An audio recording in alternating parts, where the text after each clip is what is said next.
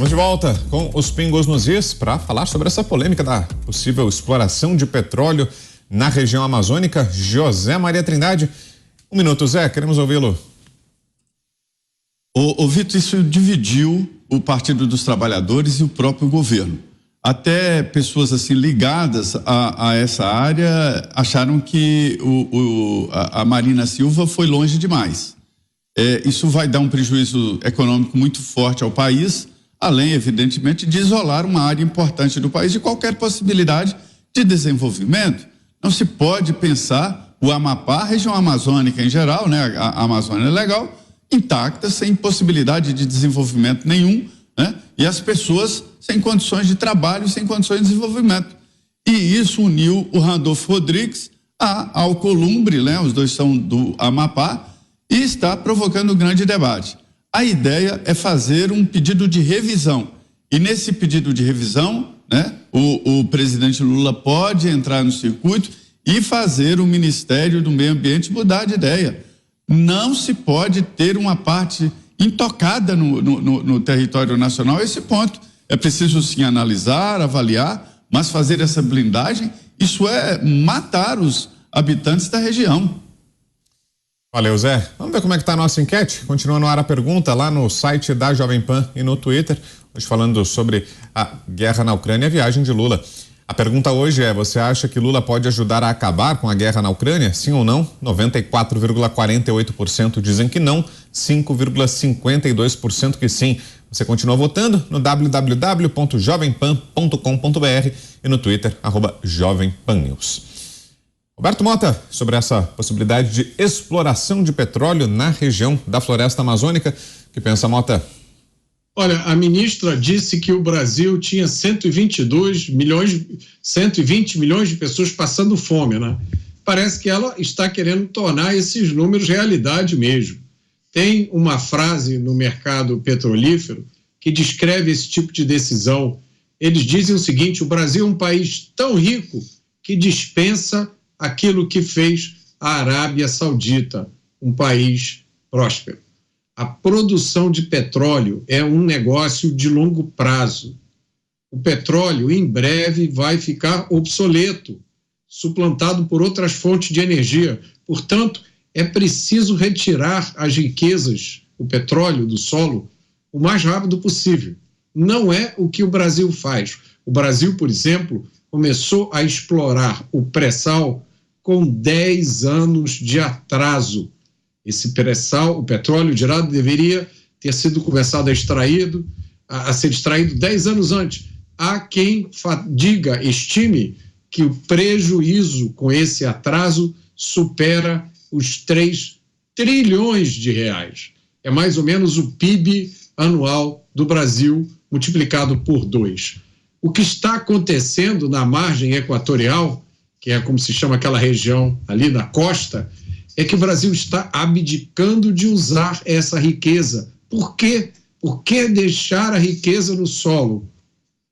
Ali é a nova fronteira exploratória de petróleo na América Latina.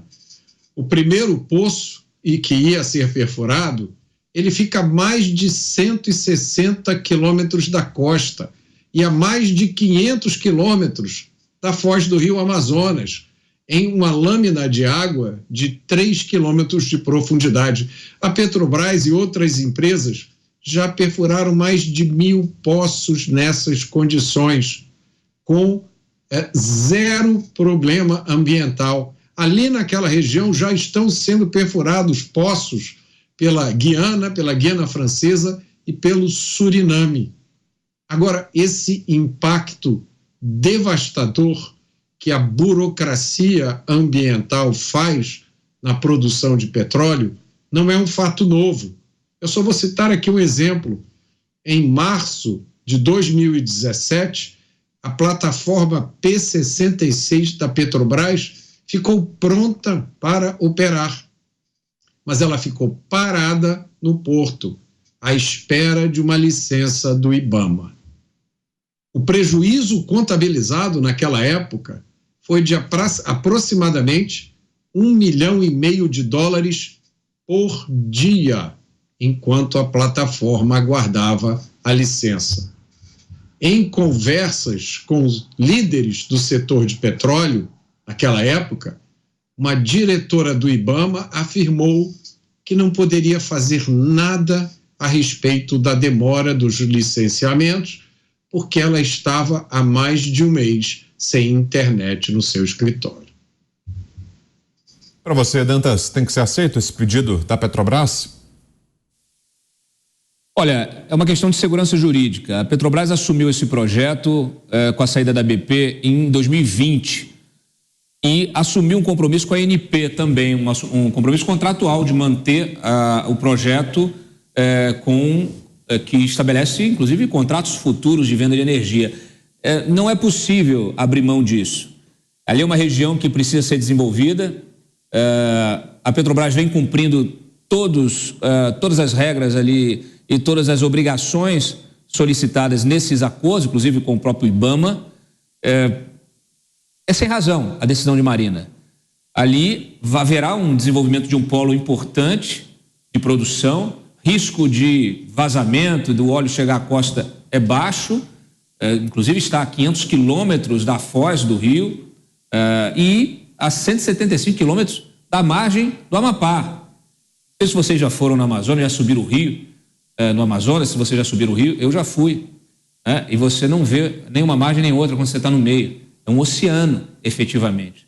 Eu já tive, inclusive, lá, numa região que já tem exploração de gás há muito tempo, o Coari, lá em Manaus, e os municípios da região, inclusive Manaus, recebem há anos royalties dessa exploração do gás lá. Nunca tivemos nenhum problema de vazamento, nada que prejudicasse a atuação da petroleira lá, tá? Então, assim, é preciso dado concreto para reagir dessa maneira como a Marina reagiu. Eu já vi a Marina deixou o governo Lula lá atrás porque simplesmente não concordava que o Mangabeira Unger tocasse o plano de desenvolvimento da Amazônia.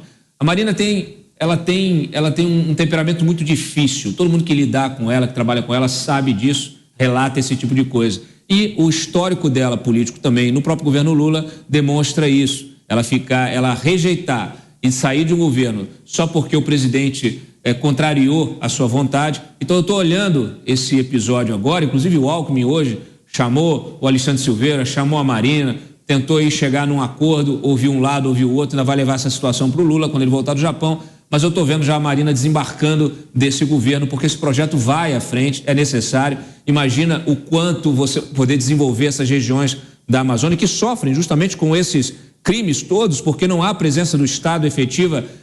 Agora, é lógico, a aplicação dos royalties tem que também ser fiscalizada.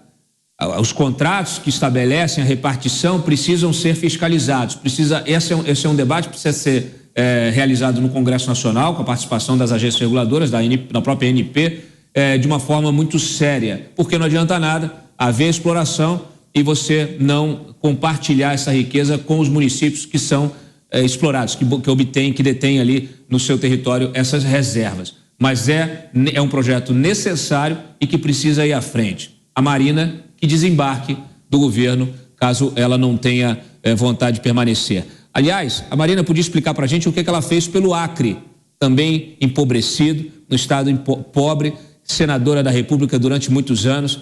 Eu queria também saber o que a Marina fez pela Natura. Albinato. Eu fico preocupado, realmente fico preocupado com o que vai acontecer com esse projeto. Temos alguns pontos importantes. O final da ponta o Dantas lá já levantou, né? É preciso que os royalties eles sejam aplicados para as populações, o dinheiro seja revertido.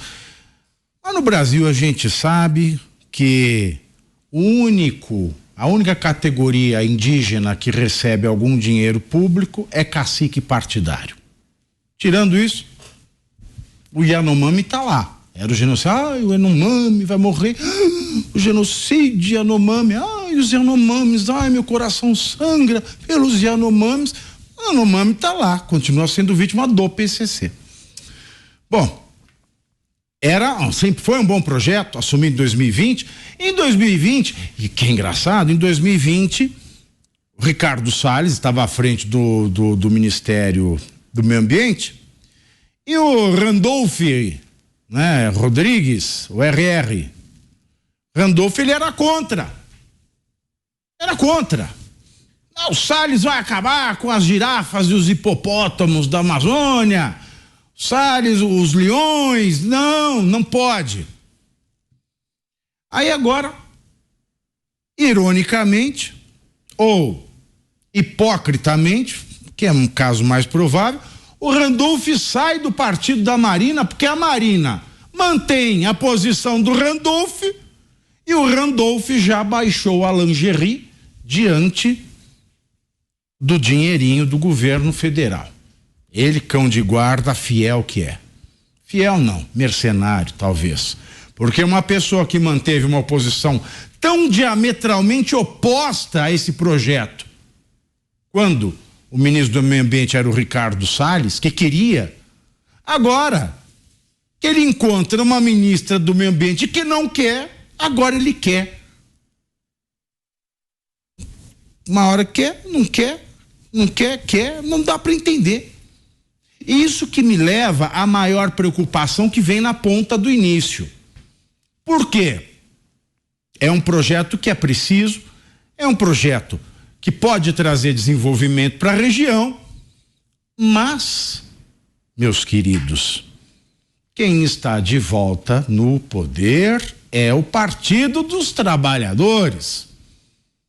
O Partido dos Trabalhadores que já loteou o conselho da Petrobras, o Partido dos Trabalhadores que já trocou o parâmetro de preço do seu produto. Isso aconteceu lá atrás com a Dilma, o resultado não foi bom. A Petrobras que está voltando aos velhos hábitos que estão sendo apagados pelo Procurador-Geral da República, Augusto Aras, com a ajuda do pessoal lá de Curitiba, mas eu me pergunto, agora, por que esse desespero, principalmente de Randolph, que era contra? O que mudou? Mudou que o PT está à frente da Petrobras. E em 2020, era uma gestão profissionalizada. Era uma gestão que varreu a corrupção da Petrobras. Era uma gestão que desfez todos os maus negócios dessa sociedade de economia mista. Era uma gestão em que a Petrobras tinha à frente gente séria, que levou a empresa a outro patamar, tirou ela do abismo de corrupção que foi lançada ao longo dos anos. Agora o PT está de volta. A minha preocupação é esta pressa do governo. Ela é uma pressa para desenvolver a região ou para poder gastar mais, com a desculpa de que lá está o futuro, e no fim das contas pode ser que a gente esteja vendo uma reedição nacional do velho, eu ia dizer bom e velho, mas de bom não teve nada, mas do velho Petropaulo, quando Paulo Maluf achou que tinha petróleo em São Paulo, mas ele só conseguiu extrair foi dinheiro do bolso do povo.